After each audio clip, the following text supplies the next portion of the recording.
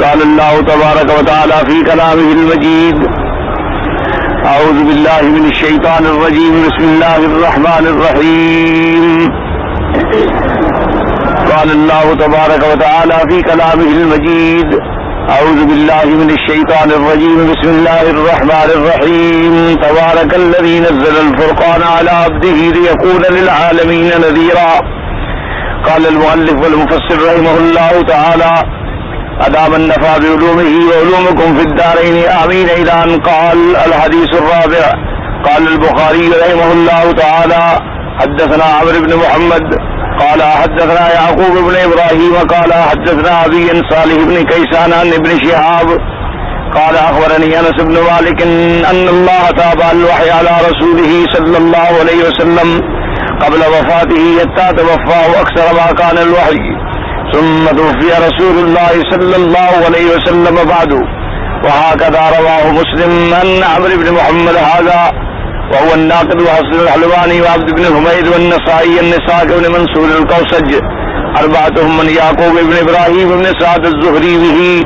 ومعناه أن الله تعالى تابع نزول الوحي على رسوله صلى الله عليه وسلم شيئا بعد شيء كل وقت بما يحتاج إليه، ولم تقع فترة بعد الفترة الأولى التي كانت بعد نزول الملك أول مرة، لقوله تعالى: اقرأ باسم ربك الذي خلق، فإنه استلبس الوحي بعدها حينا يقال قريبا من سنتين أو أكثر، ثم عمل الوحي يتتابع، وكان أول شيء نزل بعد تلك الفترة: يا أيها المدثر قم فأنذر.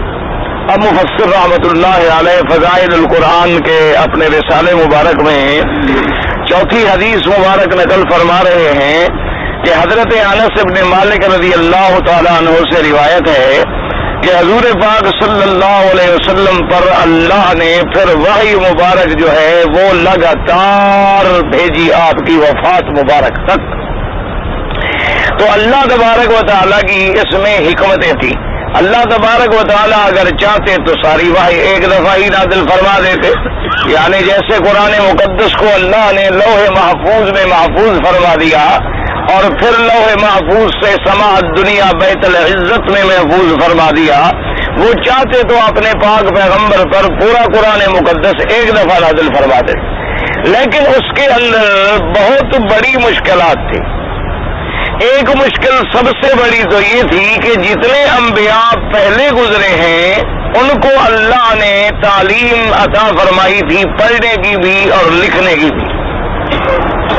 اور حضور پاک صلی اللہ علیہ وسلم کو جب اللہ نے بھیجا تو النبی الامی الہاشمی، حضور صلی اللہ علیہ وسلم کی صفت ہی آئی الامی، یعنی ماں کے پیٹ سے پیدا ہونے والے جو بالکل کسی مدرسے میں نہیں پڑھے.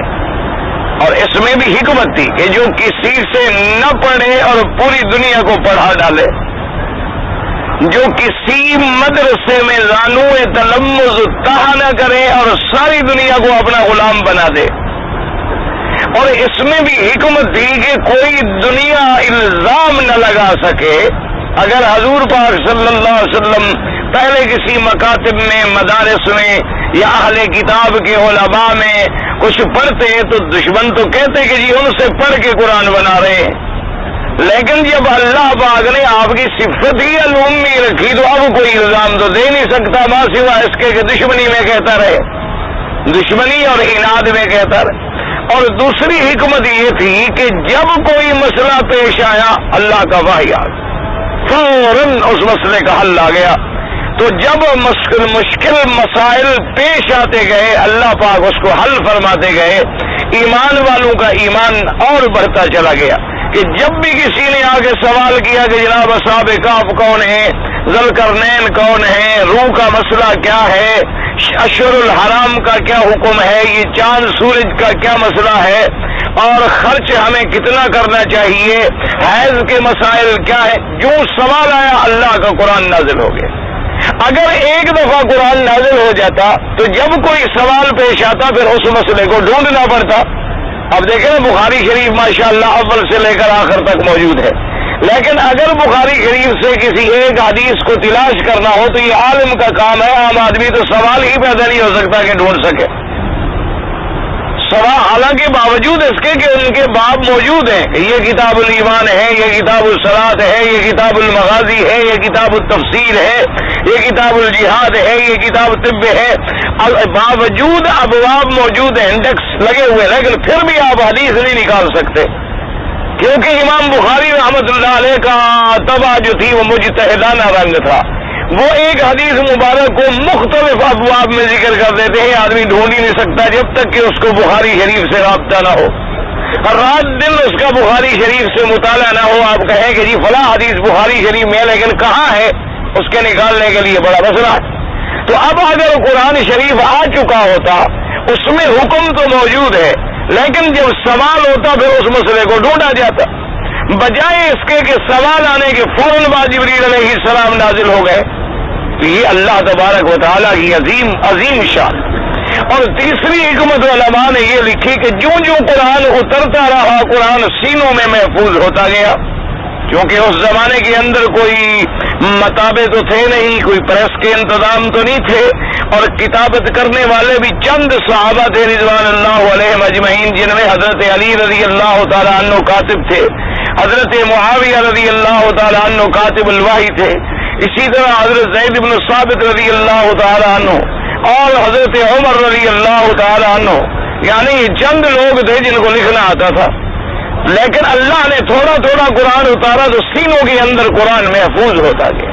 اسی طرح علماء نے فرمایا کہ سب سے بڑی حکمت یہ بھی تھی کہ جب جبریل آتے تھے اللہ سے پیغام لے کر تو حضور کے مدارج اور بلند ہو جاتے، کہ اللہ کے اور حضور کے درمیان میں واسطہ تو صرف جبرائیل ہے، تو وہ واسطہ جتنی دفعہ زیادہ آئے گا اتنی زیادہ عظمت اور شان کا اظہار ہوگا محمد مصطفیٰ صلی اللہ علیہ وآلہ آلہ وصحابہ وسلم تسلیما کثیرا کثیرا۔ اب دیکھیں موسیٰ علیہ السلام بڑے شان والے ہیں، لیکن ان پہ جبرائیل کتنی دفعہ اترے؟ عیسیٰ علیہ السلام بہت بڑے شان والے پیغمبر ہیں، لیکن ان پہ اللہ کے جبرائیل کتنے دفعہ اترے؟ 5 دفعہ، 8 دفعہ، 10 دفعہ۔ لیکن یہ شان بھی تو صرف حضور پاک کو ملی کہ 23 سال میں رات اور دن جبرائیل آ رہے ہیں، اور ہر بات بھی جبرائیل علیہ السلام حاضر ہو رہے ہیں، اور اللہ کی طرف سے سلام عرض کر رہے ہیں، اور اللہ تبارک و تعالیٰ کی طرف سے پیغام عطا فرما رہے ہیں، اور مسائل مشکلہ کا حل فرما رہے ہیں۔ تو یہ بھی شان تھی حضرت محمد الرسول اللہ صلی اللہ علیہ وآلہ آلہ وصحابہ وسلم تسلیما کثیرا کثیرا۔ اللہ کے کروڑوں صلاۃ و سلام ہو حضور پاک کی ذات مبارک پر۔ اس لیے حضرت انس بن مالک فرماتے ہیں کہ اب جب وحی شروع ہوئی تو بس پھر شروع ہو گئی، یعنی پھر وحی نہیں رکی، حتیٰ توفی رسول اللہ صلی اللہ علیہ وسلم، حتیٰ کہ حضور پاک صلی اللہ علیہ وسلم کی وفات ہو گئی۔ تو جب حضور پاک کی وفات ہو گئی تو وحی ختم ہو گئی، وحی رک گئی۔ اسی لیے حدیثوں میں آتا ہے کہ سیدہ فاطمہ الزہرا رضی اللہ تعالی عنہا بی بی صاحبہ نے حضور کی وفات کے بعد جو دکھ میں اور حزن میں اور غم میں پہلا لفظ کہا تو وہ یہی لفظ تھا کہ یا ابتا الیوم انقطع عنا الوحی۔ انہوں نے یہی کہا کہ ہائے ابا جان، آپ کا ہمیں کتنا دکھ ہے کہ آج تو وحی بھی رک گئی ہم سے۔ آپ کی وفات کیا ہوئی کہ آج تو اللہ سے سلسلہ ہی ختم ہو گیا، یعنی آج تو جبریل امین کا آنا ہی ختم ہو گیا بے اعتبار وحی کے، کیونکہ وحی کا انقطاع ہو گیا حضور کے بعد، کیونکہ کوئی نبی نہیں، کوئی پیغمبر نہیں، کوئی رسول نہیں، تو وحی کا سوال ہی پیدا نہیں ہوتا۔ اسی لیے آپ دیکھیں قرآن پاک کا جب آپ پہلا پارہ شروع کرتے ہیں تو پڑھتے ہیں الف لام میم ذالک الکتاب لا ریب فیہ ھدی للمتقین الذین یؤمنون بالغیب ویقیمون الصلاۃ ومما رزقناہم ینفقون، اور آگے والذین یؤمنون بما انزل الیک وما انزل من قبلک، اور وہ لوگ جو ایمان لائے اس پر جو ہم نے آپ کی طرف اتارا، وما انزل من قبلک، اور ان کتابوں پر ایمان لے آئے جو ہم نے آپ سے پہلے اتاری، وبالآخرۃ ہم یوقنون، اور جن کو آخرت پہ یقین کامل ہے۔ اب آگے قرآن نے یہ نہیں کہا کہ جو اتارا ہم نے آپ کے بعد، کیوں آپ کے بعد تو اتارنے کا سوال ہی پیدا نہیں ہوتا، کیونکہ یا وحی حضور سے پہلے اترا یا وحی حضور پاک کی ذات مبارک پہ اترا، آپ کے بعد وحی اترنے کا سوال ہی پیدا نہیں ہوتا۔ تو اب مفسر رحمت اللہ علیہ نے اس حدیث مبارک کی وضاحت فرمائی اور کہا کہ معنی ہو، اس کا معنی کیا ہوا، اس کا ترجمہ کیا ہوا کہ بھئی سب سے پہلے تو وحی آئی تھی میرے مدنی سرکار پہ، اقرأ باسم ربک الذی خلق. یہ 5 آیتیں نازل ہوئی تھی حضور صلی اللہ علیہ وسلم، اور اس کے بعد پھر وحی رک گئی. ثم التبس الوحی، قطع ہو گئی، فترہ آ گیا، درمیان میں بریک آ گئی. اب وہ کتنی مدت تھی اس میں گو اختلاف ہے، لیکن بعض علماء نے فرمایا کہ 2 سال تک وحی نہیں آئی، بعض نے فرمایا کہ 6 مہینے تک وحی نہیں آئی، اور پھر جب وحی شروع ہوئی تو پھر نہیں رکی. پھر جب وحی شروع ہوئی تو سب سے پہلے یعنی رکنے کے بعد جب دوبارہ وحی شروع ہوئی تو پہلی سورت کیا اتری، یا ایھا المدثر، یا ایھا المدثر قم فانذر وربک فکبر وثیابک فطہر. اور اس کے بعد ثم تاب الوحی، اس کے بعد وحی آتی رہی حتی توفی رسول اللہ صلی اللہ علیہ وسلم، حتیٰ کہ حضور پاک صلی اللہ علیہ وسلم کی وفات مبارک ہو گئی. تو اس لیے وحی کا متواتر آنا جو ہے یہ بھی عظمت قرآن مقدس کی دلیل ہے.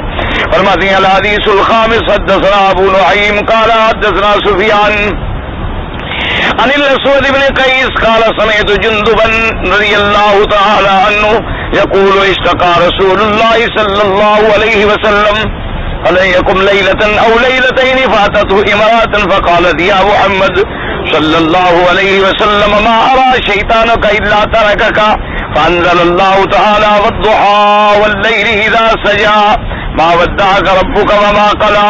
وقد رواه البخاري في غير موضع ايضا ومسلم والترمذي والنسائي من طرق اخر عن سفيان وهو الثوري والشعبة بن الحجاج كلاهما عن الاسود بن قيس العبدي عن جندب بن عبد الله البجلي به. وقد تقدم الكلام على هذا الحديث في تفسير سورة الضحى. اب مفسر رحمۃ اللہ علیہ فرماتی ہیں کہ ایک حدیث مبارک میں آتا ہے، اسود ابن قیس کہتے ہیں کہ میں نے جندب سے سنا قال اشتقى رسول اللہ صلی اللہ علیہ وسلم، حضور پاک صلی اللہ علیہ وسلم کو تکلیف ہوئی، یعنی آپ کو کچھ تکلیف پیش آ گئی. فلم یقم لیلۃ او لیلتین، ایک رات یا 2 راتیں حضور پاک تہجد کے لیے بیدار نہ ہوئے یا آپ پڑھ نہ سکے. تو ایک عورت جو تھی یہ وہی عورت ہے جیسے آپ پہلے پڑھ چکے ہیں، یہ ابی لہب کی بیوی ہے، یہ ابی لہب کی بیوی ہے. تبت یدا ابی لہب میں آپ سارا مفصل قصہ پڑھ چکے ہیں. ابی لہب بھی سب سے بڑا دشمن تھا میرے مدنی محمد مصطفیٰ کا صلی اللہ علیہ وسلم. اور اسی طرح اس کی بیوی جو تھی جس کا لقب تو ام جمیل تھا، ویسے آور کہتے تھے اسے، وہ بدبخت اپنے خاوند سے بھی 2 قدم آگے تھی حضور کی دشمنی میں. نعوذ باللہ ثم نعوذ باللہ، ہر وقت ایک دھن لگی ہوئی تھی حضور پاک صلی اللہ علیہ وسلم کی مخالفت کرنے. کبھی راستے میں کانٹے بچھا رہی ہے اور کبھی حضور پاک کے خلاف جھوٹی باتیں بنا رہی ہے. اور حتیٰ کہ ایک دفعہ آئی اور آگے کہنے لگی اچھا یعنی ہم تو خیر وہ لفظ بھی زبان سے نہیں کہہ سکتے، کہنے لگی اچھا وہ جو جن یعنی نعوذ باللہ شیطان آپ کے پاس آتا تھا اس نے آپ کو چھوڑ دیا. یعنی نعوذ باللہ جبرائیل علیہ السلام کے بارے میں کہنے لگی وہ اللہ کا فرشتہ نہیں، یعنی وہ اللہ کا فرشتہ نہیں جو آپ کے پاس آتا ہے، وہ تو کوئی جن ہے، وہ تو کوئی جن ہے جو آپ کے پاس آتا ہے. اچھا آپ کے پاس نہیں آیا اس لیے آج رات آپ نہیں اٹھے یا آپ نے دو رات، یعنی اتنی متواتر دشمنی کی اس کی. اور خدا کی قدرت ہے، اللہ معاف کرے، اللہ معاف کرے، دعا کیا کرے اللہ بچائے. جب آدمی حق والوں کا دشمن ہو جاتا ہے نا وہ ویسے ہی پاگل ہو جاتا ہے، اس کو دشمنی میں اتنا جنون ہو جاتا ہے، اتنا دیوانہ ہو جاتا ہے کہ بس لگا رہے گا. ایک جنون ہے، بس ایک دماغ میں نعوذ باللہ اللہ کی طرف سے کوئی ایسی ناراضگی آ جاتی ہے کہ آدمی سمجھ نہیں سکتا.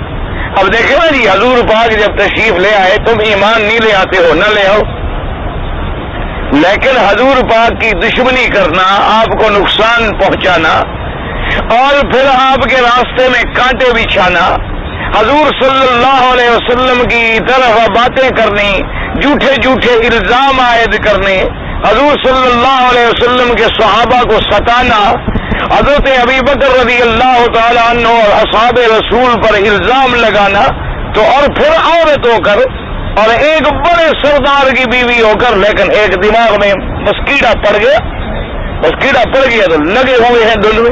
اچھا اسی طرح دیکھیں آج یعنی آپ غور کریں جن لوگوں کے دلوں میں صحابہ کے خلاف نفرت بڑھ گئی ہے، ایمان سے کہو چلو آج اگر ٹھنڈے دل سے آپ یعنی آپ دماغ کو بالکل خالی کر لیں، اللہ کے کعبے میں ہم بیٹھے ہیں، آج اگر کوئی آدمی حضرت ابی بکر، حضرت عمر، حضرت عثمان رضی اللہ عنہم کا دشمن ہو جائے تو ان کو کوئی نقصان پہنچا سکتا ہے؟ ٹھنڈے دل سے یعنی حضرت اس وقت اگر کوئی صحابہ کا دشمن بن جائے تو کیا صحابہ کو نقصان پہنچا لے گا؟ ان کی زمین چھین لے گا، ان کی جائیداد چھین لے گا، یا صحابہ زندہ ہیں ان کو کوئی جانی مالی نقصان پہنچا دے گا؟ صدیوں پہلے صحابہ کا زمانہ ہی گزر گیا، بات ختم ہو گئی۔ اگر آج کوئی اہل بیت رسول کا گستاخ بن جائے تو اہل بیت کو کوئی نقصان پہنچا سکتا ہے؟ بھائی زمانہ ہی گزر گیا، صدیاں گزر گئیں، وہ لوگ اپنے اللہ کے ہاں اپنے مراتب عالیہ پا گئے، تم نہیں مانتے نہ مانو، لیکن بگاڑ کیا سکتے ہو؟ کچھ نہیں، لیکن پھر بھی دشمنی ہے، کتابیں لکھ رہے ہیں اور نعوذ باللہ رات دن صحابہ کے خلاف اور عجیب عجیب باتیں لکھ رہے ہیں، اور صحابہ رضوان اللہ علیہم اجمعین کے معائب کو تلاش کر رہے ہیں اور ان کے عیب ڈھونڈے جا رہے ہیں، ان کی غلطیوں کو بڑی خرد بینے لگا لگا کے دیکھا جا رہا ہے، ان کے حسن تو ان کو نظر ہی نہیں آتا، ان کا جمال نظر ہی نہیں آتا۔ اچھا اب دیکھ اسی طرح چلو اب ائمہ اربعہ ہیں، امام ابو حنیفہ رحمۃ اللہ علیہ، امام شافعی، امام احمد بن حنبل، امام مالک رحمۃ اللہ علیہم اجمعین، ان کا دور گزر گیا۔ اب اگر کوئی ان کو گالی دیتا پھرے تو خود پاگل ہے یا ان کو کوئی نقصان بھی پہنچا سکتا ہے؟ ان کا دور ہے، گزر گیا، آپ نہیں مانتے، نہ مانے، آپ کہیں جی میں نہیں مانتا، بات ختم ہو گئی۔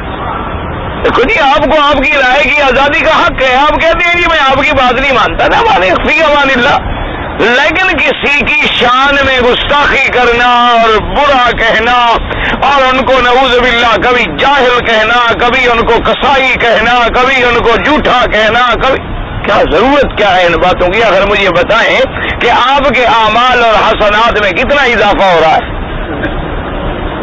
یہ قدرت ہے، اللہ سے دعا کرو کہ اللہ ہمیں سیدھے راستے پہ لگا دے، اللہ ہمیں صراط مستقیم پہ لگا دے، ورنہ جب آدمی بھٹک جاتا ہے نا جی، کسی کی دشمنی کے جراثیم اندر بیٹھ جاتے ہیں، یہ بیماریوں کے جراثیم تو اینٹی بائیوٹک سے مر جاتے ہیں، لیکن یہ جراثیم توبہ کے سوا مرتے ہی نہیں، یہ ایسے جراثیم ہوتے ہیں کہ ہاں اگر اللہ توبہ کی توفیق عطا فرما دے تو ٹھیک۔ بھائی شیخ الاسلام ابن تیمیہ فوت ہو گئے، شیخ محمد ابن عبد الوہاب رحمۃ اللہ علیہم فوت ہو گئے، بڑے بڑے علماء بریلی میں پیدا ہوئے یا دیوبند میں پیدا ہوئے یا سہارنپور میں پیدا ہوئے یا دہلی میں پیدا ہوئے یا تبلیغ میں پیدا ہوئے، اللہ ان کی قبروں پہ کروڑوں رحمتیں فرمائے، بات ختم ہو گئی۔ اگر آپ کو کسی سے اختلاف ہے کہیں جی ان کی بات کو میں نہیں مانتا، بس ختم ہو گئی بات، اس سے زیادہ تو ہمیں کوئی حق نہیں نا کہ ہم قریدیں اور ان کے عیب ڈھونڈنے کے لیے ہمیں اللہ نے بھیجا ہے دنیا میں۔ اسی لیے بی بی رابعہ بصریہ کا ایک بڑا عجیب قول ہے، بی بی رابعہ بصریہ رحمۃ اللہ علیہا اللہ کی ایک بڑی مقبول عورت گزری ہے، ولی اللہ تھی۔ ایک دفعہ دیکھا انہوں نے اپنے مصاحبات جو تھی ان کی یا ان کی خدمت میں جو لوگ پڑھنے کے لیے آتے تھے تو دیکھا کہ وہ شیطان کی مذمت میں لگے ہوئے ہیں کہ شیطان رجیم ہے، شیطان مردود ہے، شیطان ملعون ہے اور شیطان ایسا برا ہے اور شیطان ایسے گمراہ کرتا ہے، اسی پہ بحث ہو رہی ہے۔ تو کافی دیر بی بی صاحبہ سنتی نہیں، جب صبر نہ ہوا تو ان کو بلایا، فرمایا کیا کر رہے ہو؟ انہوں نے کہا بی بی صاحبہ ہم شیطان کی مذمت کر رہے ہیں، شیطان کو اچھا تو نہیں ہے نا، اس کی مذمت تو کرنی چاہیے۔ فرمایا جتنی دیر تم نے دشمن کو یاد کیا اتنی دیر اللہ کو یاد کر لیتے، جتنی دیر تم نے شیطان کے ذکر میں گزار دیا ہے اتنی ٹائم اگر تم اپنے اللہ کی یاد میں گزار لیتے تو تمہارا کیا بگڑ جاتا؟ ٹھیک ہے شیطان برا ہے، ختم ہو گئی بات۔ تو جو ٹائم ہم شیطان کی لعنتیں کرنے میں گزارتے رہے وہ اللہ کے ذکر کرنے میں کیوں نہ گزارتے رہیں؟ اور جب ہم اللہ کا ذکر کریں گے تو شیطان پہ تو خود بخود چوٹ پڑے گی، کیونکہ یہ تو قاعدہ ہے۔ حضرت معاویہ رضی اللہ تعالیٰ عنہ کے بارے میں آتا ہے کہ ایک رات آپ سوئے ہوئے تھے چونکہ صحابہ معصوم نہیں ہوتے، صحابہ جو ہے معصوم صرف نبی ہوتے ہیں، یاد رکھو۔ تو شیطان کو موقع ملا، اس نے بھی اپنا حربہ استعمال کیا کہ حضرت معاویہ رضی اللہ تعالیٰ عنہ کی تہجد مبارک جو تھی وہ قضا ہو۔ اب تہجد رہ جائے تو کوئی بات نہیں ہے، کیونکہ نفلی عبادت ہے، تہجد جو ہے ایک نفلی عبادت ہے، اگر پڑھ لے تو آپ کو بڑا اجر ملے گا، بڑی نعمت ملے گی، لیکن کوئی نہ پڑھے تو کوئی گناہ تو نہیں ہوگا۔ لیکن حضرت معاویہ رضی اللہ تعالیٰ عنہ کو اتنا دکھ ہوا، اتنا صدمہ ہوا کہ بھائی میری تہجد آخر کیوں رہ گئی، اور آپ نے جناب اشراق کے وقت میں عبادت کی، پھر ابابیل کے وقت میں عبادت کی، اور رات کو 8 رکعتیں پڑھتے تھے، تو دن میں آپ نے کو 50 رکعت نفل ادا کی اور استغفار کرتے رہے اور اللہ کا ذکر کرتے رہے اور اللہ کے آگے روتے رہے کہ پتہ نہیں مجھ سے کیا خطا ہو گئی کہ آج میری تہجد رہ گئی۔ تو دوسری رات آپ بالکل تیار ہو کے سوئے کہ بھئی اللہ نے مہربانی فرمایا ایسا نہ ہو کہ کہیں میری آج تہجد رہ جائے۔ تو شیطان لعین ایک انسان کی شکل میں آیا اور ان کو وقت پہ آگے جگانا شروع کیا کہ جاگو جاگو وقت ہو گیا تہجد کا۔ تو حضرت نے پکڑ لیا، اور یہ کہنا ہے کہ شیطان یا جن اگر شکل بدل لیں اور آپ پکڑ لیں پھر یہ نہیں بھاگ سکتے، یہ کہتا ہے، یعنی ایسے آپ ان کو نہ پکڑ سکتے ہیں نہ دیکھ سکتے ہیں۔ لیکن اگر مثلاً وہ ایک جانور کی شکل بن گیا ہے، بکرا بن گیا، بکری بن گیا، کچھ بن گیا، انسان بن گیا، لیکن اب آپ نے پکڑ لیا تو اب جب تک آپ اپنا ہاتھ نہ چھوڑائیں وہ نہیں بھاگ سکتے۔ لیکن شرط یہ ہے کہ پکڑنے والا بھی مومن ہو، آپ جیسا میرے جیسا تھوڑا پکڑ لے گا، پکڑنے والا بھی تو آگے ہو نا جس کے اندر ایمان ہو۔ تو حضرت اسی لیے حضور نے فرمایا تھا نا میرا دل چاہا کہ میں اس کو پکڑ کے باندھ دوں ستون کے ساتھ، صبح کو مدینے کے بچے کھیلتے رہیں اس کے ساتھ، لیکن پھر اللہ نے فرمایا کہ نہیں بس اس کو راز رہنے دیں اب۔ تو حضرت معاویہ رضی اللہ تعالیٰ نے کہا کہ بھائی کون ہو تم؟ انہوں نے کہا جی بس میں آپ کا ایک خادم ہوں، اور میں نے کہا تہجد نہ رہ جائے آپ کو جگانے۔ آپ نے کہا نہیں، سیدھی بات بتلاؤ۔ انہوں نے کہا جی میں آپ کا خادم ہوں، میں آپ کو تہجد کے لیے جگا رہا ہوں، میں کوئی برا کام تو نہیں کر رہا، میں تو آپ کو اٹھا رہا ہوں کہ حضرت اٹھے تہجد پڑھیں، آپ کیوں ناراض ہو گئے؟ مجھے چھوڑیں تو صحیح۔ آپ نے کہا نہیں میں نہیں چھوڑتا، سیدھی بات کرو۔ آپ نے کہا جی ہوں تو میں شیطان، نے کہا شیطان ہو کہ مجھے تہجد کے لیے کیوں جگا رہے ہیں؟ انہوں نے کہا جی کل تو آپ نے میری گردن توڑ دی، میں نے آپ کی 8 رکعتیں چھڑائی، آپ نے تو 50 رکعتیں پڑھ ڈالی، تو میں نے کہا بہتر ہے وہی 8 پڑھتے رہے اور زیادہ تو نہ پڑھے، اس لیے میں وقت پر اٹھا دوں اپنا، وہی 8 تو پڑے گا، یہ تو پھر دن کو 50 پڑھ دیتا ہے، میرے لیے تو اور مصیبت بن جاتا ہے جب اللہ کی عبادت شروع کر دیتا ہے۔ تو آپ نے کہا بات تم نے سچی کی ہے، اس لیے میں تمہیں چھوڑتا ہوں، لیکن تمہارے کہنے پر تو میں خیر کا کام ہی نہیں کرتا، کیونکہ اللہ نے فرمایا کہ شیطان تمہارا دشمن ہے، اسی کے اندر بھی تمہاری کوئی دشمنی ہوگی، تمہارے کہنے سے میں نہیں پڑھتا، تم جاؤ میری مرضی آئی میں بعد میں پڑھوں۔ تو اس لیے بہرحال کہنے کا مقصد یہ تھا کہ اگر آپ نے حقیقتاً شیطان کو نقصان پہنچانا ہے تو اس کی مخالفت کریں، اللہ کے ذکر میں مشغول ہو جائیں، قرآن پاک پڑھنا شروع کر دیں، نماز پڑھنی شروع کر دیں، طواف کرنا شروع کر دیں، عبادت کرنی شروع کر دیں، شیطان خود بخود ذلیل ہو جائے گا۔ اسی طریقے سے اگر آپ کا کسی اہل علم کے بارے میں مخالفت آ گئی، اس کے بجائے آپ خود علم کی تحقیق شروع کر دیں، آپ ان مسائل کے بارے میں خود محنت کرنی شروع کر دیں، اور اس پر دلائل کے ساتھ انتہائی ادب کے ساتھ ایک بات لکھ دیں کہ جی میری عقل میں اس مسئلے پر دلائل یوں ہیں، اور فلاں فلاں کتاب میں یوں لکھے ہوئے ہیں، اللہ پاک رحمت فرمائے، میری رائے یہ ہے کہ ان سے غلطی ہوئی ہے تو اللہ ان کو معاف فرما دے، اللہ تبارک و تعالیٰ اس میں مسامحت فرمائے۔ اس کا فائدہ یہ ہوگا کہ تمہارا مخالف بھی تمہاری تحریر کو پڑھے گا، لیکن اگر تم گالیاں دینے پہ آؤ گے تو پھر کیا فائدہ ہو جائے گا، پھر تو کہے گا بھی یہ تو دشمن ہے، چھوڑے اس کو، اس کی بات ہی نہ سنو۔ اس لیے ہمیشہ قاعدہ ہے کہ آدمی ایسی، اب وہ اتنی بڑی دشمن تھی کہ آ کے نعوذ باللہ ثم نعوذ باللہ ثم نعوذ باللہ آ کے اللہ کے نبی کو کیا کہہ رہی ہے کہ جی وہ جو آپ پہ آتا تھا وہ چھوڑ گیا آپ کو۔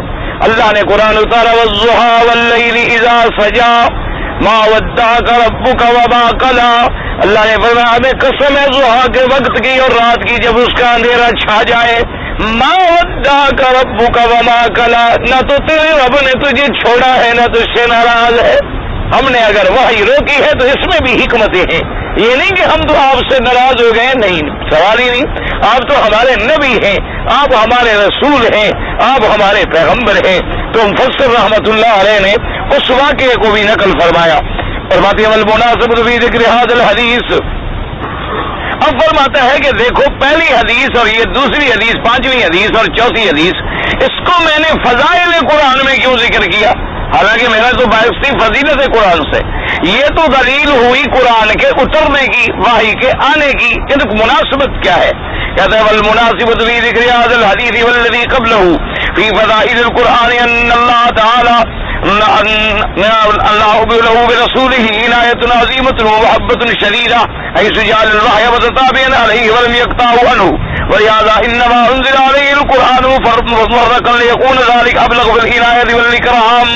اب مفسر کہتا ہے کہ اصل بات سمجھو، فضائل قرآن سے اس کی مناسبت یوں ہے کہ اللہ پاک کو اپنے پیارے نبی سے اتنی پیار ہے، اتنی محبت ہے، اور حضور کا اتنا بڑا شان ہے کہ اللہ نے پھر وحی متواتر رکھی۔ تو اب شان والا نبی ہے تو وحی کتنی شان والی آتی رہی، تو اس وحی کی عظمت کا بھی اسی کے اندر آ گیا، کیونکہ جب تک اللہ نے قرآن نہیں اتارا تو میرے مدنی پاک کا تعارف کیا ہوتا تھا؟ کوئی پوچھتا تو آپ کیا فرماتے تھے؟ محمد ابن عبداللہ۔ حضور سے کوئی پوچھتا حضور آپ کا اسم گرامی، تو آپ فرماتے ہیں نا محمد، میرا نام محمد ہے، ابن عبداللہ ہوں اور عبد المطلب کا پوتا ہوں۔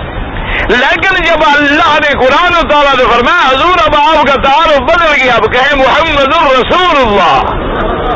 اب محمد ابن عبداللہ تو ہیں، عبداللہ کے بیٹے، اس میں تو کوئی شبہ نہیں، لیکن اب آپ سب سے بڑی بات جو ہے وہ رسالت ہے، سب سے بڑی بات جو ہے وہ نبوت ہے، اب ہم نے آپ کو نبی بنایا ہے، اس لیے اب جہاں بھی ذکر آئے گا ما محمد الا رسول، کہیں آئے گا محمد الرسول اللہ، اور کہیں آئے گا یا ایھا الرسول بلغ ما انزل الیک من ربک، اور کہیں آئے گا انا ارسلناک شاہدا ومبشرا ونذیرا، اور کہیں آئے گا یا ایھا المزمل قم اللیل، کہیں آئے گا یا ایھا المدثر قم فانذر۔ یہ سب شان کب ملی؟ جب قرآن آیا، تو قرآن کی عظمت کا بیان آیا، تو اس لیے ان حدیثوں کے ساتھ ربط ہے فضیلت قرآن کو۔ اس لیے مفسر رحمت اللہ علیہ فرماتے ہیں کہ میں نے یہ احادیث مبارک جو ہیں اپنے رسالہ فضیلت قرآن میں ذکر کی ہیں۔ فرماتے ہیں قال البخاری رحمہ اللہ تعالی نزل القرآن بلسان قریش والعرب قرآنا عربیا بلسان عربی مبین۔ امام بخاری رحمت اللہ علیہ نے فرمایا کہ اللہ نے قرآن اتارا ہے لغت قریش میں۔ کیوں؟ یاد رکھو عرب تو بہت تھے نا جی، عرب تو شام والے بھی عرب ہیں، سوڈان والے بھی عرب ہیں، اسی طریقے سے مصر والے بھی عرب ہیں، یمن والے بھی عرب ہیں، سب سارا جزیرۃ العرب ہے، لیکن اللہ نے جو قرآن اتارا ہے وہ لغت قریش میں ہے، جو قریش مکے میں رہ رہے تھے ان کی جو عرب لغت ہے، ورنہ ہر جگہ لغت کا فرق ہے۔ آپ دیکھیں نا تھوڑا سا یعنی تھوڑا سا آپ ایک شہر سے دوسرے ملک میں چل جائے زبان میں فرق ہے جائے، ابھی دیکھا نہیں آپ ہمارے مصری بھائی جو کہیں گے اولک، وہاں یعنی کافی انہوں نے اڑا دیا اللہ کے بندوں نے۔ اچھا، اور ایک اور بڑی مہربانی فرمائی ہے، گاف جو ان کی لغت میں نہیں ہے، پتہ نہیں وہ کہاں سے ڈھونڈ کے لے آئے، یعنی آپ الف با تا سا جیم ہا خا دال سارا پڑھے، یہاں تک گاف ہے، قاف تو ہے، کاف بھی ہے، کاف کعبے والا بھی ہے، قاف قرآن والا بھی ہے، لیکن گاف تو کہیں نہیں ہے، لیکن وہ ہر بلا میں جیم کو بگاڑ کے گاف بنا دیا انہوں نے۔ تو لیکن اللہ نے جو قرآن اتارا ہے وہ لغت قریش میں ہے، اور بلسان عربی مبین، ایسی زبان عربیوں کی اتنی واضح اور اتنی کھلی ہوئی، کیوں؟ ایک تو لغت عرب جو ہے یاد رکھو مطلق لغت عرب جو ہے تمام لغات سے ہر لحاظ سے جامع، ماننے اعلیٰ افضل ہے بے اعتبار لغات کے، بے اعتبار ذخیرہ الفاظ کے، بے اعتبار تراکیب کے، بے اعتبار فصاحت کے، بے اعتبار بلاغت کے، بے اعتبار ایجاز کے، بے اعتبار اعجاز کے، بے اعتبار بداعت کے۔ لغت عرب جو ہے جیسی لغت آئی نہیں ہے، کیونکہ یہ لغت قرآن ہو گئی، اور پھر یہی لغت اہل جنہ ہو گئی۔ جنت میں بھی تو عربی ہوگی، اسی طریقے سے بلکہ یہ جو دنیا ہے اور اس کے بعد عالم آخرت ہے، درمیان میں برزخ ہے، بس یہ مرنے کی دیر ہے، اس کے بعد تو پھر عربی شروع ہو گئی۔ پھر اگر قبر میں بھی سوال جواب ہے تو عربی میں ہوگا، اور جنت کی زبان جو ہے وہ بھی عربی ہوگی۔ اور اسی طریقے سے ہمیشہ یاد رکھیں تو قرآن مقدس کو جو میرے اللہ نے اتارا تو اتارا لغت قریش میں، اور اتارا ایسی عربی زبان میں، ایسی بلیغ فصیح اور کھلی ہوئی زبان میں، بلسان عربی مبین۔ اللہ کا کلام ہے جس کا مقابلہ دنیا کی کوئی طاقت جو ہے قیامت تک نہیں کر سکتی ہے۔ تو اس لیے امام بخاری رحمت اللہ علیہ نے فرمایا کہ اللہ تبارک و تعالی نے قرآن پاک کو اتارا لسان قریش اور عرب، اور قرآن عربیہ، عربین فقط عربی یعنی بلسان عربی مبین۔ اسی لیے اللہ نے دوسری مقام میں فرمایا نزل به الروح الامین علی قلبک لتکون من المنذرین بلسان عربی مبین، اور کہیں فرمایا انا جعلناہ قرآنا عربیا لعلکم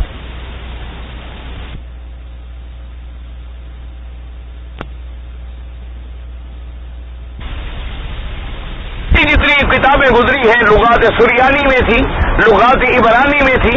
پہلی جو کتابیں گزری ہیں تورات ہے، انجیل ہے اور زبور ہے، اور جتنے کتب منزلہ ہیں وہ عربی میں نہیں تھی، وہ عبرانی زبان میں تھی، وہ سریانی زبانوں میں تھی۔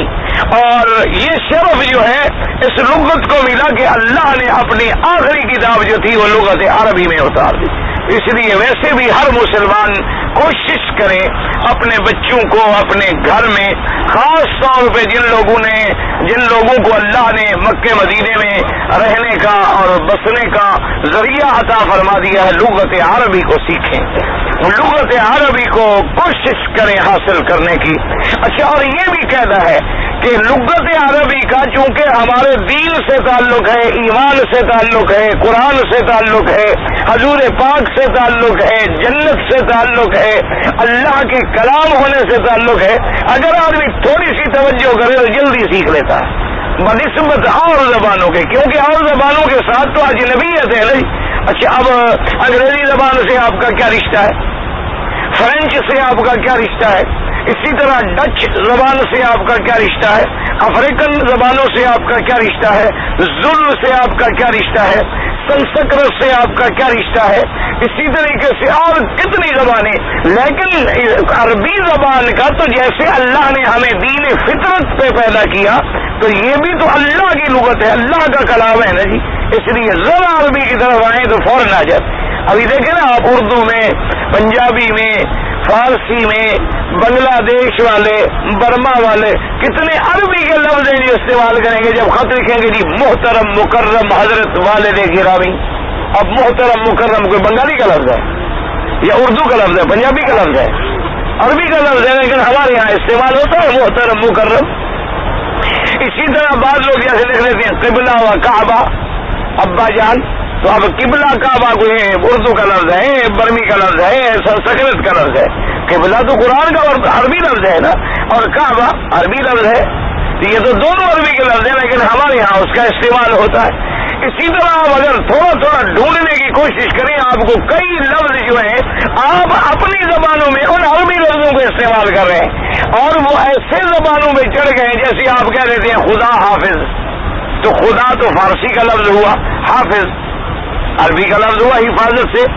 اب ہر آدمی کہا اچھا جی خدا حافظ، اچھا جاتے ہو، اچھا جی آپ جا رہے ہیں شریف فی امان اللہ، اب فی امان اللہ کوئی اردو کا لفظ ہے، فی امان اللہ کون سا کوئی عربی کا، لیکن عربی کا لفظ ہے، اور ہمارے یہاں کتنا استعمال ہوتا ہے، کتنا استعمال ہوتا ہے کہ بالکل جناب یعنی عام آدمی بھی کہے اچھا جی ماشاء اللہ فی امان اللہ، اچھا ماشاء اللہ کہتے ہیں، ماشاء اللہ اردو کا لفظ ہے، عربی کا لفظ ہے۔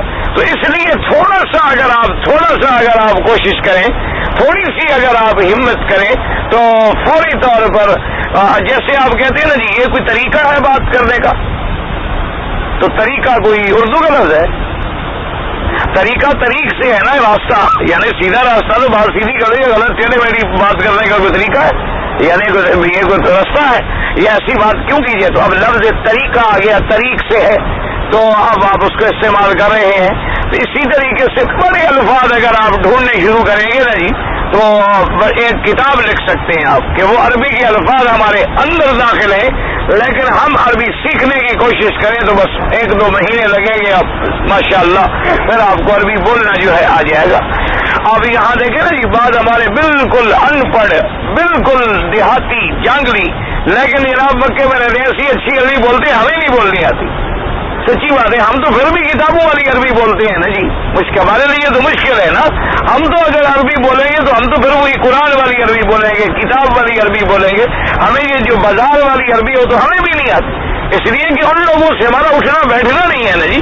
حرم شریف میں پڑھا، عشاء کے بعد فارغ ہوئے، راستے میں ایک دوست ہے، اگر وہ بیٹھا ہو تو کبھی چائے آئے گی پیالی پی لی، اور اس کے بعد جناب گھر چلے گئے، مطالعہ کیا، سو گئے، صبح کو اٹھے جناب حرم میں الحمدللہ اللہ نصیب فرما لے، آپ کی دعاؤں سے خدا محروم نہ فرمائے، آگے درس ہو گیا، اللہ نے توفیق بخشی تو کوئی ایک آدھا طواف بھی کر لیا، نماز پڑھی، چلے گئے، بچوں کو سکول چھوڑا، آئے سو گئے، حضور کو اٹھے، غسل کیا، حرم آئے، نماز پڑھی، گھر چلے گئے، کھانا کھایا، تھوڑا لیٹ گئے، مطالعہ کیا، شام کو پھر حاضر ہو، تو کسی سے اٹھنا بیٹھنا ہے ہی نہیں نا جی۔ اسی لیے ایسی وہ ایک لگی بندی الحمدللہ یعنی ایک روٹین بن گئی ہے۔ اب میرے لیے تو اتنی مشکل ہو گئی ہے، میں باہر جاتا ہوں فون بھی باہر جاتا ہوں، تو اس کی وجہ یہی ہے کہ ایک روٹین بنی ہوئی ہے نا کہ اس وقت سو جانا ہے، اس وقت پڑھنا ہے، اس وقت کھانا ہے، اور رات کو نہیں کھانا ہے، اور سادہ ایک چائے کی پیالی صبح کو پینی ہے۔ اچھا اب جب باہر بیٹھے ہوئے ہوں، مہمان ہوں، تو کہیں گے عجیب بات ہے جی ہمارے گھر میں آپ مہمان ہیں، وہاں ناشتہ کریں پراٹھے اور مکھن اور فلاں، بھائی میں مولوی نہیں ہوں یار، مجھے خدا کے لیے بخش دو۔ وہ کہ نہیں حضرت ہم نے آپ کے لیے پکائے ہیں، یہ قیمے والے ہیں، یہ چٹنی والے ہیں، یہ مسالے والے ہیں، یہ پتہ نہیں کچوریوں والے ہیں، کیا کیا، وہ تو غریب محبت کرتے ہیں، ہمارا ستیہ ناس پہلے دن ہو جاتا ہے الحمدللہ۔ محبت کا نتیجہ یہ نکلتا ہے جی کہ باقی دن جو ہے ماشاءاللہ وہ بیماری میں گزرتے ہیں، تو ہمارا فی امان اللہ ان کو کہے کہ نہیں بھائی مجھے ایک پیالی چائے، نہیں جی آپ بڑے آدمی بنتے ہیں، آپ ہمارے گھر میں کھاتے نہیں، کیا کریں خدا بندہ یہ تیرے سادہ دل بندے کدھر جائیں کہ درویشی بھی عیاری اور سلطانی بھی عیاری، درویش بنے فقیر بنے تبھی کہنا جی بڑے آدمی بنتے ہیں جی، ہمارے گھر کا کھانے نہیں جاتے جی، اور اگر کھا لے تو کہتے ہیں مولوی اور حلوہ چھوڑے۔ ہم کیا کریں کدھر جائیں، اللہ خوش رکھے، بس ہم تو دعا کرتے رہتے ہیں، ہنستے رہتے ہیں، بس سن لیتے ہیں باتیں اور خوش ہو لیتے ہیں، بھائی جیسے تمہارا دل کرے تم بھی اپنا دل بہلا لو، تم بھی سچے ہو، تمہیں بھی حلوے والے مولوی بھی ملتے ہیں، وہ مثلا حلوے والے مولوی مل جاتے ہیں، مثلا مشہور ہے نا ایک مولوی کو حلوہ کھلاتے گئے غریب کو، وہ بیچارہ مر گیا، بیمار ہو گیا، ڈاکٹر کے پاس لے گئے، اب نف ہوئی، پیٹ بھرا ہوا ہے، بے ہوش پڑے ہیں، سانس مشکل سے نکل رہی ہے، تو انہوں نے کہا حضرت جلدی کرو منہ کھولو گولی ڈالو، کہنے لگا حضرت گولی کی جگہ ہوتی تو حلوہ نہ ڈال لیتا۔ تو ایسے مولوی بھی تو ملتے ہوں گے نا غریبوں کو، وہ بھی تو سچے ہیں، ان کا قصور رسول کوئی نہیں ہے۔ کہنے لگا ڈاکٹر صاحب یہ عجیب آدمی ہے، گولی کی گنجائش ہوتی تو میں حلوہ نہ ڈال لیتا اتنا، گولی کی گنجائش کوئی نہیں ہے۔ تو اس لیے بہرحال دعا کریں اللہ محروم نہ کر دے۔ واللہ میں خوشامد نہیں کر رہا، نہ میں نعوذ باللہ اس میں کوئی تکبر کر رہا ہوں، میرا تو ایمان ہے یہ جو سفید داڑھی والے کچھ لوگ بیٹھتے ہیں نا، ان کی دعاؤں سے گاڑی چل رہی ہے، یہ اپنا اپنا اعتقاد ہے، اپنی اپنی طبیعت میں یقین ہے، ورنہ میرا کوئی ایسا عمل نہیں، کوئی ایسا علم نہیں، کوئی ایسا فضل نہیں کہ میں اتنا کام کر سکوں۔ یہ صرف میں سمجھتا ہوں اپنے ان طالبوں میں سے کچھ ایسے لوگ بھی ہیں جو دل سے مجھے دعا کرتے ہیں، مجھے پتا ہے، یعنی آدمی کو محسوس ہوتا ہے نا جی، آدمی کو دشمنی بھی محسوس ہوتی ہے اور دوستی بھی محسوس ہوتی ہے، مجھے پتا ہے کہ بعض میرے غریب بھائی جو ہے نا میرے ساتھی طالب العلم یہ دل سے دعائیں کرتے ہیں، اور جب ان کی دل سے دعائیں ہوتی ہیں تو پھر میری گاڑی چلتی رہتی ہے، کبھی دھکا سٹارٹ ہو گئی، کبھی سلف سے چل پڑی، چلتی رہتی ہے الحمدللہ ثم الحمدللہ۔ بس یہ آپ حضرات کی دعائیں ہیں، بس آپ دعاؤں سے نہ محروم کیا کریں۔ اور اس لیے فرماتے ہیں جناب کہ قرآن مقدس جو ہے اللہ ہمیں عربی زبان بھی سکھلا دے۔ حدثنا ابو الجمال قال حدثنا شعيب بن الزهري قال اخبرني انس بن مالك قال فامر صالح الفاضل وصحاب سيدنا عبد الله بن الزبير وعبد الله بن الحارث بن الشام ينسخوها في المصائب وقال اذا اختلفتم انتم وزيد في عربيه من عربيه القران فاكتبوها بلسان قريش فان القران نزل بلسانهم ففعلوا۔ حضرت انس بن مالک کہتے ہیں کہ حضرت عثمان بن عفان نے رضی اللہ عنہ آپ نے حکم دیا کس کو؟ زید بن ثابت، سعید بن العاص، عبداللہ ابن الزبیر، عبداللہ ابن الحارث ابن ہشام، ان کو حکم دیا کہ تم ان کو نقل کرو مصحف کے اندر قرآن پاک۔ اور فرمایا اذا اختلفتم انتم وزید فی عربیۃ من عربیۃ القرآن، کہ اگر تم لوگ اور زید بن ثابت کسی قرآن کے لفظ میں اختلاف ہو جائے عربیت کے اعتبار سے، تو پھر تم کیا کرو گے؟ پھر لغت قریش کو ترجیح دو گے، کیونکہ اللہ نے قرآن جو ہے وہ لغت قریش میں اتارا ہے۔ اس لیے ہمیشہ یاد رکھیں، یہ مسئلہ بھی بڑا اختلافی ہے علماء کے نزدیک، کہ وہ کہتے ہیں کہ بعض قرآن میں ایسے لفظ بھی ہیں جو عربی نہ ہوں، بعض ایسے لفظ بھی ہیں جو عربی میں نہ ہوں، بعض لوگ اس کے قائل ہیں، لیکن یاد رکھو اصل بات یہ ہے کہ قرآن پورے کا پورا عربی ہے، اس کے اندر باہر کا کوئی لفظ نہیں، کیونکہ جب اللہ نے فرما دیا کہ قرآن بلسان عربی مبین، اور فرمایا انا جعلناہ قرآنا عربیا لعلکم تعقلون، بات ختم ہو گئی۔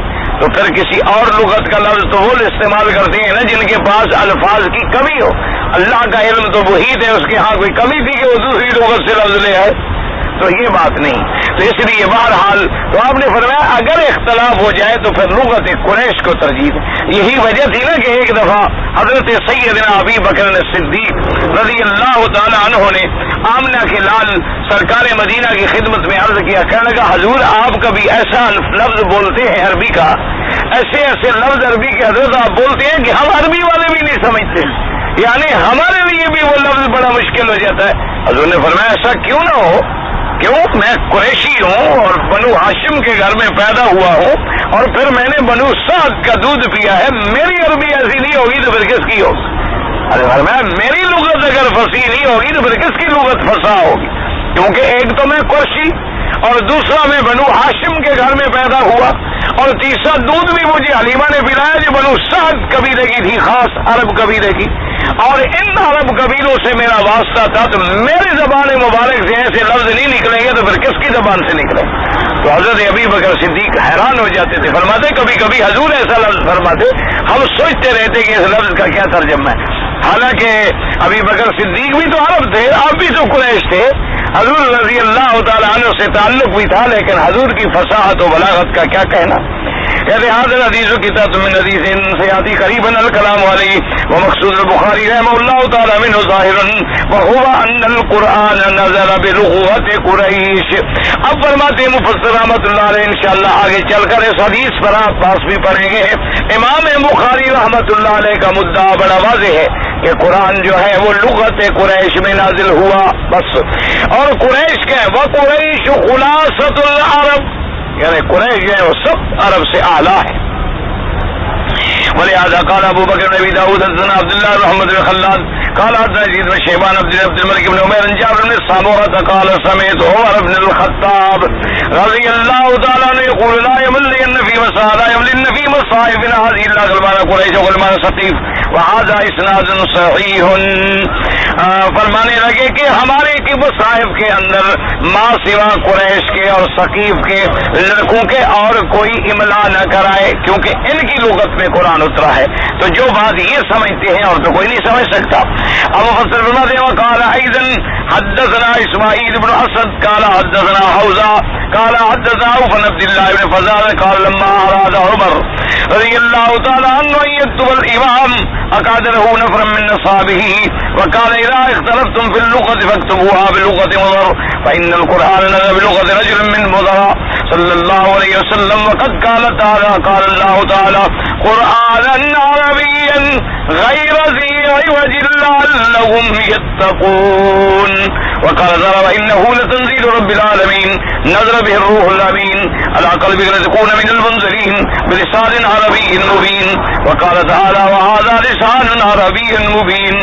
اب مفسر رحمۃ اللہ علیہ فرماتے ہیں کہ جب حضرت امیر المومنین حضرت عمر رضی اللہ تعالیٰ عنہ نے ارادہ کیا ان یکتب الامام، امام کہتے ہیں قرآن کو کیونکہ قرآن ہی تو امام ہے نا، قرآن ہی تو امام ہے، امام آگے آنے والا، تو قرآن کا حق یہی ہے کہ وہ سب سے آگے ہوگا، سب کا امام ہوگا.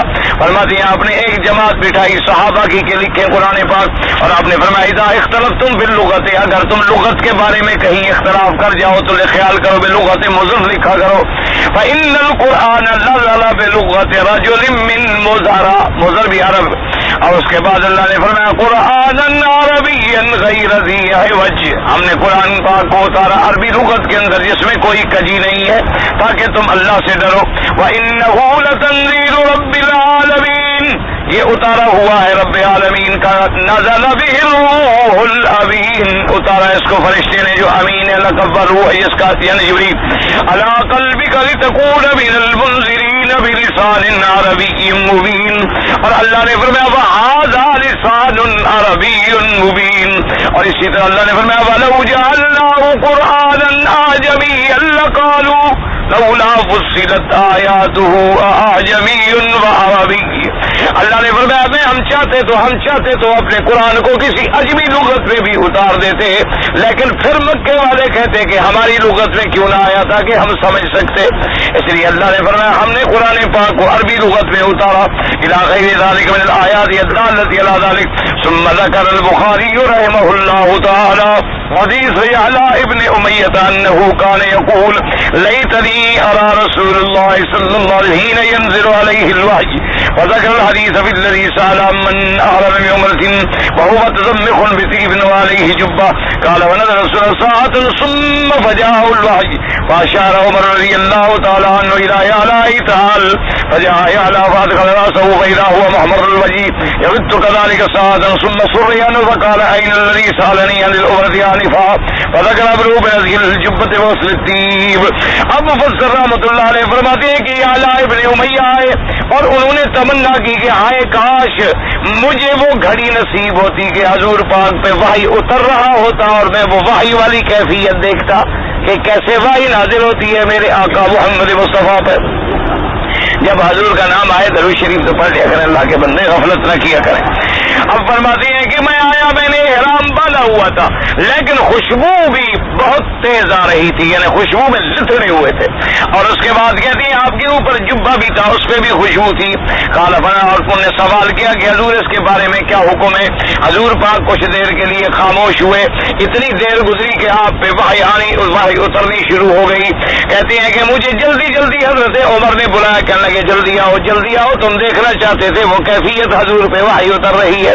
کہتی ہے کہ میں قریب آ گیا، میں نے آگے دیکھا، میں نے اپنا سر مبارک جو ہے قریب کیا، میں نے کیا دیکھا کہ حضور کا چہرہ مبارک جو ہے وہ سرخ ہو چکا ہے اور آہستہ آہستہ آواز پیدا ہو رہی ہے وحی کی.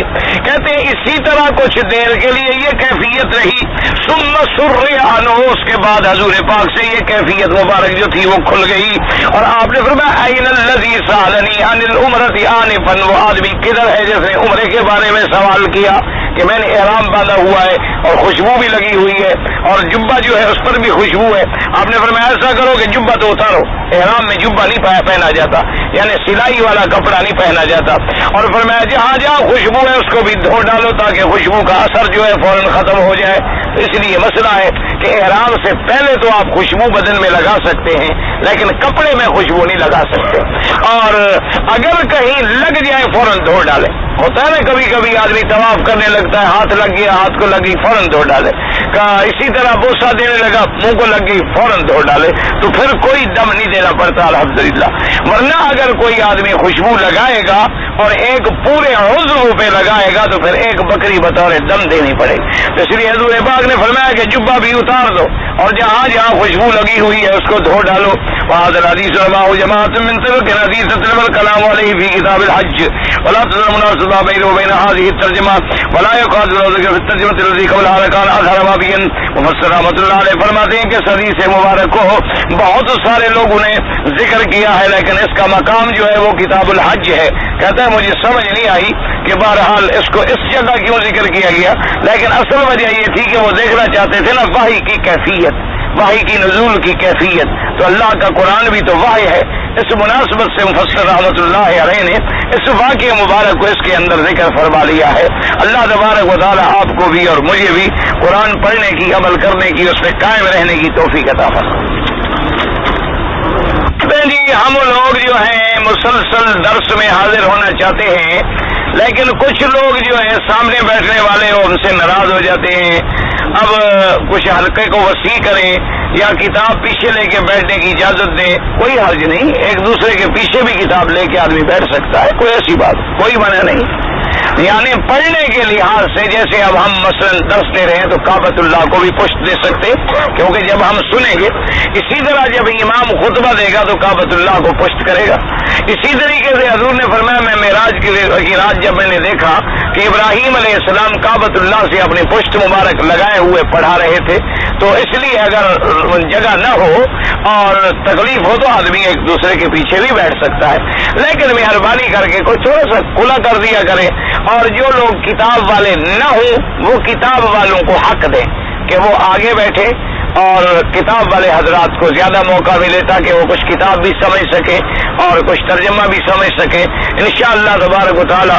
کیونکہ پہلے بھی ہم نے ابن کثیر رحمۃ اللہ علیہ کا یہ کتاب فضائل القرآن نہیں پڑھے, تو اس لیے ہم نے کہا ان کی ایک تمنا ہے وہ بھی پوری ہو جائے, اور میرا کچھ علاج کے لیے بھی ارادہ تھا, اسی لیے میں نے کہا ایک دو دن کے بعد انشاءاللہ پھر قرآن مقدس جو ہے باقاعدہ شروع کریں گے. بہرحال بھائی ایک دوسرے سے محبت کے ساتھ جگہ دیا کرو. نے حضرت عرض کیا ہے آپ کو کہ اگر آپ نے ایک کتاب ہے اردو میں اگر آپ دیکھنا چاہتے ہیں اس کا نام ہے صلاۃ پیمبر, صلاۃ پیمبر اس کا نام ہے, اردو میں وہ چھپی ہوئی ہے. اگر عربی کی کتابوں میں آپ کو مشکل ہوگا, عربی میں اگر آپ دیکھنا چاہتے ہیں تو معانی الاثار ہے اور وہ عربی کی کتاب ہے, اس کے لیے آپ کو مشکل ہوگی. لیکن اردو میں اگر آپ دیکھنا چاہیں تو وہ صلاۃ پیمبر لے لیں, تو اس میں جتنی مسلک امام ابو حنیفہ رحمۃ اللہ علیہ کے نزدیک مسائل ہیں ان سب مسائل کے ساتھ انہوں نے آگے اپنی دلیل حدیث مبارک سے ذکر کر دی ہے کہ بھئی مثلا حنفی وتر پڑھتے ہیں, 3 پڑھتے ہیں اور پہلے ہاتھ اٹھاتے ہیں, کیوں اٹھاتے ہیں, دلیل کیا ہے, آگے حدیث مبارک موجود ہے. اس لیے آپ وہ لے لیں اور یہاں کسی کتب خانے سے آپ کو آسانی سے مل جائے گی, ورنہ آپ کے ملک میں تو عام ہوگی. تو بہرحال اس میں آپ کو ہر مسئلے پر آگے انشاءاللہ ایک حدیث مبارک مل جائے. اور ہمیشہ یاد رکھیں کہ جتنا ائمہ اربعہ ہیں اللہ ان کی قبروں پہ کروڑوں رحمتیں فرمائے. دیکھو جی ان کو کیا ضرورت پڑی تھی کہ وہ حضور کی حدیث کی مخالفت کر کے قیامت تک سارا عذاب اپنے سر پہ رکھ لیں. آخر آپ خود ٹھنڈے دل سے سوچیں کہ ان کو کیا ضرورت تھی ایسی بات کہنے کی کہ ایک ایسا مسئلہ بیان کر دیں کہ دنیا قیامت تک جو ان کی بات پہ چلتی ہے. اگر انہوں نے مثلا گناہ کیا ہے تو سارا پھر عذاب ان پہ آئے گا نا قیامت تک. اور پھر ایک ایک امام کے ماننے والے کوئی 2 یا 4 یا 5 یا 10 یا 1000 2000 کی بات ہے, یہ تو کروڑوں کی بات ہے. اب جیسے امام ابو حنیفہ رحمۃ اللہ علیہ کے مسلک پر عمل کرنے والے آپ دیکھیں کہ ملکوں کے ملک اور کروڑوں کے کروڑوں کی تعداد میں ہیں, تو ان کو کیا ضرورت ایسی پڑی تھی کہ وہ بغیر حدیث مبارک کے. فرق اتنا ہے یاد رکھو کہ ایک رکعت والی حدیث بھی موجود ہے اور 3 رکعت والی حدیث بھی موجود ہے. امام ابو حنیفہ رحمۃ اللہ علیہ اس کو ترجیح دیتی ہیں بنسبت 1 رکعت والی. وہ یہ نہیں فرماتے کہ وہ غلط ہے, یا جو لوگ 1 رکعت پڑھتے ہیں جن کو اللہ نے علم عطا فرمایا وہ ان 3 والوں کو غلط نہیں کہتے, وہ کہتے ہیں اولا افضل یہ ہے کہ 1 پڑھی جائے.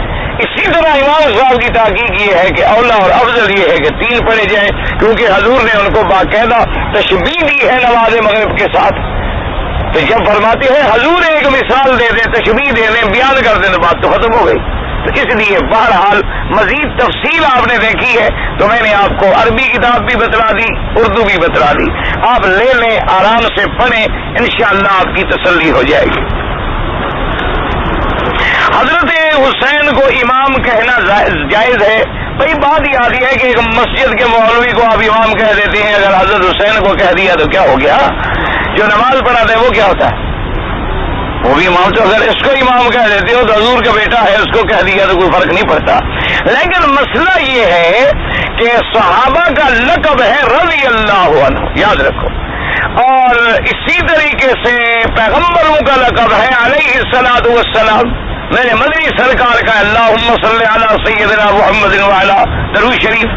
تو اس لیے بعض لوگوں نے حضرت حسین کے لیے یہ لفظ مختص کر دیا، حالانکہ امام حضرت ابو بکر کو امام نہیں کہتے جو حقیقتاً امام ہے، حضرت عمر کو امام نہیں کہتے جو حقیقتاً امام ہے، حضرت عثمان کو نہیں کہتے جو حقیقتاً امام ہے، حضرت علی کو بھی نہیں کہتے، ابا کو بھی نہیں کہتے، بیٹے کو کہتے. حالانکہ حضرت حسین تو حضرت علی کے برابر خلافت نہیں کر سکے. حضرت علی رضی اللہ تعالیٰ عنہ تو باقاعدہ خلیفہ ہے رضی اللہ عنہ وارضاہ، ان کو بھی امام کا لفظ نہیں کہتے. اس وجہ سے بعض علماء کہتے ہیں کہ چونکہ اب یہ ٹپیکل ورڈ بن گیا ہے ملنگوں کا، تو اس لیے آپ ایسا لفظ جو ہے استعمال نہ کیا کریں. یعنی ان کا ایک مشہور لفظ ان کی زبانوں پہ چڑھ گیا ہے اور انہوں نے چڑھا دیا ہے کہ 12 امام، پنجتن امام، امام حسین امام، باقی کوئی بھی امام نہیں. یعنی نبی کو بھی امام کہنے کے لیے تیار نہیں ہے اللہ تبارک و تعالیٰ. ورنہ ایسے امام کا لفظ کہہ دیں تو کوئی فرق نہیں پڑتا ہے. کیا ہے حضرت امام؟ پھر آپ نے پھر بھی لکھت ہوئی ہے حضرت حسن رضی اللہ عنہ کو زہر دیا گیا. بالکل دیا گیا، زہر حضور پاک کو بھی دیا گیا. حضور صلی اللہ علیہ وسلم کو خیبر میں یہودی عورت نے گوشت کے اندر باقاعدہ زہر دیا، تو حضرت حسن کو بھی زہر دیا گیا، اس میں کوئی شک نہیں. اور باقاعدہ تاریخیں دیکھ لیں، تفصیل موجود ہے. اور اس میں میرے بھائی حکمت ہوتی ہے. اللہ نے جب درجات بلند کرنے ہوتے ہیں تو زہر سے اگر کسی کی وفات ہو تو شہادت کا مرتبہ مل جاتا ہے. تو حضرت حسن رضی اللہ تعالیٰ عنہ کو اللہ نے یوں مرتبہ شہادت پہ پہنچایا، حضرت حسین رضی اللہ عنہ کو اس طرح مرتبہ شہادت پہ پہنچایا، حضرت عمر کو ممبر کے اندر شہید بنا کے شہید ممبر و محراب بنا دیا، حضرت عثمان کو گھر میں شہید مظلوم بنا دیا، حضرت حمزہ کو عہد میں سید الشہداء بنا دیا. یہ تو ان کو مراتب کو اونچا کرنا تھا. امتحان آتے رہے اور گزرتے رہے. حضور صلی اللہ علیہ وسلم کو اظہار دیا گیا. حضور پاک کی جب وفات مبارک قریب آئی تو آپ نے فرمایا یا عائشہ ھذا وقت انقطاع ابہری من السم الذی اکلت بخیبر او کما قال. آپ نے فرمایا عائشہ میری آنتیں مبارک اندر ایسے کٹ رہی ہیں، اس زہر کا اثر ہے جو مجھے خیبر میں دیا گیا. عورتیں نماز جنازہ پڑھ سکتی ہیں، حضور کی وفات پر صلاۃ درود شریف تو عورتیں پڑھ سکتی ہیں. بھائی عورتیں بھی جنازہ پڑھ سکتی. مسئلہ یہ ہے کہ عورتوں کے لیے مسجد میں آنا ضروری نہیں. یاد رکھو، عورت کے لیے جماعت میں مسجد میں حاضر ہونا ضروری نہیں ہے، جمعہ میں حاضر ہونا ضروری نہیں ہے، عیدین میں حاضر ہونا ضروری نہیں ہے، جنازے کے لیے حاضر ہونا ضروری نہیں ہے. اور ہمارے علاقوں میں ملکوں میں حاضر ہوتی بھی نہیں ہے. گھروں میں بھی خیر ہمارے یہاں تو خیر اچھا رواج ہے، مسجد میں تو خیر حاضر نہیں ہوتی، گھر میں بھی نہیں پڑھتے. بڑے ہمارے یہاں شریف لوگ ہیں، اچھے لوگ ہیں، وہ ایسے جھنجٹ میں بھی نہیں پڑھتے. نہ پڑھیں گے نہ 3 اور 1 کا جھگڑا ہوگا نا. ان انجان ہی چھڑائی گئی ہے. عشاء کا وقت ہو تو سینما میں ہوں گے، عصر کا وقت ہو تو کلب میں ہوں گے، صبح کا وقت ہو تو سو رہے ہوں گے، اور ظہر کا وقت ہو تو کسی لنچ پہ ہوں گے. وہ بیچارے بڑے مصروف رہتے ہیں، شریف لوگ ہیں، عورتیں بھی مرد بھی. اللہ کی مہربانی ہے، سب کچھ ہے، نماز نہیں، قرآن نہیں، رسول نہیں، باقی سب کچھ ہے. پکے مسلمان بالکل ٹھیک ٹھاک مسلمان ہیں. اور یعنی ساری دنیا کے مسلمانوں کو چیلنج کر سکتے ہیں کہ کیا تمہارا اسلام ہے؟ تم نے مولویوں نے اسلام کو سمجھا نہیں. سمجھا ہی انہوں نے جن نے زندگی میں کبھی نماز نہیں پڑھی. قرآن سمجھے ہی انہوں نے جن نے ساری زندگی بیچاروں نے نماز پڑھی، انہوں نے تو قرآن سمجھے ہی. سمجھا کس نے؟ جو ساری زندگی قرآن کے قریب نہیں آیا، ساری زندگی نماز کے قریب نہیں آیا، وہ مفکر اسلام ہے اور مفکر قرآن ہے اور تدبر قرآن ہے اور قرآنی احکام پہ آرٹیکل لکھتے ہیں. ماشاءاللہ حیرت ہوتی ہے. انا للہ و انا الیہ راجعون. مسئلہ یہ ہے کہ اگر عورت موجود ہے، جنازہ کھڑا ہو گیا تو پڑھے، ورنہ اس کو جنازے کے لیے آنا ضروری نہیں. لیکن پہلے موجود ہے، یہاں تو موجود ہوتی ہے نا مسجد میں عورت. اب اگر عورت مر جائے تو ہم اس کا جنازہ پڑھیں گے کہ نہیں پڑھیں گے؟ تو اگر مرد عورت کا جنازہ پڑھ سکتا ہے تو عورت بھی مرد کا جنازہ پڑھ سکتی. کوئی جھگڑے والی بات ہے ہی نہیں ہے. لیکن چونکہ ہمارے ملک میں رواج یہی تو لوگوں کو عجیب لگتا ہے جی عورت جنازہ پڑھے. ہاں جس نے فرض کبھی نہ پڑھے ہوں بات تو ٹھیک ہے, وہ کیوں سوچیں کہ نماز جنازہ پڑھے. امام ابو حنیفہ رحمۃ اللہ علیہ کے نام جو ہے نعمان ابن ثابت ہے, اور آپ کو ابو حنیفہ کی کنیت اسی دی جاتی ہے. حنیف کا معنی ہوتا ہے ہر چیز کو چھوڑ کے دین اسلام پہ چلنے والا.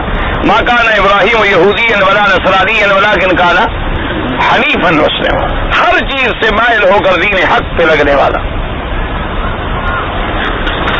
حضرت سلیمان علیہ السلام کے لیے جب روح قبض ہو گئی ہے تو قرآن کا مسئلہ ہے جی ما دلهم علی موته الا دابۃ الارض تاکل من ساعتها قرآن. تو ان کی عدم موجودگی میں پھر ان کی حکومت کون چلاتا تھا؟ آپ کو کیا تکلیف ہو گئی کہ نائب نہیں تھے, تم تھے وہاں صرف. عجیب بات ہے, ان کو ان کی حکومت کی فکر پڑ گئی. ہمارے لوگ جی عجیب ہیں ماشاءاللہ, اللہ ہدایت ہے.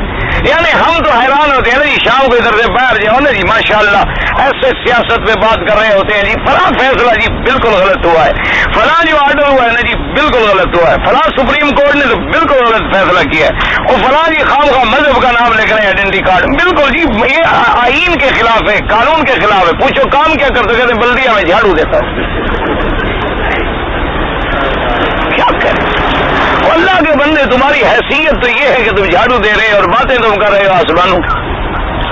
تمہیں اللہ نے جس مقام پہ رکھا ہے صبر کرو, اللہ کی رضا پہ راضی رہو. اب حضرت سلیمان کی حکومت کے بارے میں فکر پڑ گیا کیسے چلتے. مولوی مکی اس وقت وہاں تھا. خدا کا خوف کرو, ان کے نائب موجود تھے, اللہ نے ان کا نظام چلا دیا بس. کہتے ہیں جی کہ مردے کو جب ایماندار مومن نے جب سوال کریں گے کہ بھی من ربوں کا ما دینوں کا ما تقول فی حق ھذا الرجل, مومن جو ہے وہ صحیح جواب دے گا. جب صحیح جواب دے گا تو فرشتہ کہے گا کہ نم کا نومت العروس کے بھی اب دلہا کی طرح سو جاؤ. تو عذاب قبر کب ہوگا, تو اس پہ کیوں ہو عذاب؟ عجیب آدمی ہو, جو جواب نہیں دے گا اس کو عذاب ہوگا, جو دے گا اس کے لیے تو ثواب ہوگا. عجیب آدمی کہتے جی اجتماع ضدین ہو گیا. کیوں اجتماع ضدین ہو گیا؟ بھائی جو جواب میں کامیاب ہو گیا الحمدللہ عذاب سے بچ گیا, اور جو کہے گا ہاں لا ادری اقول ما یقول الناس, مجھے نہیں پتا جیسے لوگ کہتے, اس کے لیے پھر مارا جائے گا اس کو. تو کوئی اجتماع ضدین نہیں. عجیب آدمی ہے. عورتیں ڈرائیوری کر سکتی ہیں, عورتیں بابا سب کچھ کر سکتی ہیں, کیا نہیں کر سکتی. عجیب بات. عورتیں مردوں سے جوتا اٹھوا سکتی ہیں, مردوں کو نکیل ڈال سکتی ہیں, مردوں کو پاگل دیوانہ بنا کے اپنے پیچھے یتیم بچوں کی طرح چلا سکتی ہیں. تو باقی گاڑی چلانا کو مشکل بات ہے. جب تم مرد کو چلا رہی ہے تو لوہے کی گاڑی کو مسئلہ ہے. بڑا 6 فٹ کا آدمی ماشاءاللہ ہڈ قد والا بندہ, خاندانی آدمی, اس کو چلا رہی ہے بغیر سٹیرنگ کے, بغیر بریک کے. تو لوہے کی گاڑی کی بابا کیا طاقت ہے. بالکل لاکھ دفعہ چلاؤ جی, تاکہ جب مرے تو غیر آدمی وہیں سے نکالیں اس کو.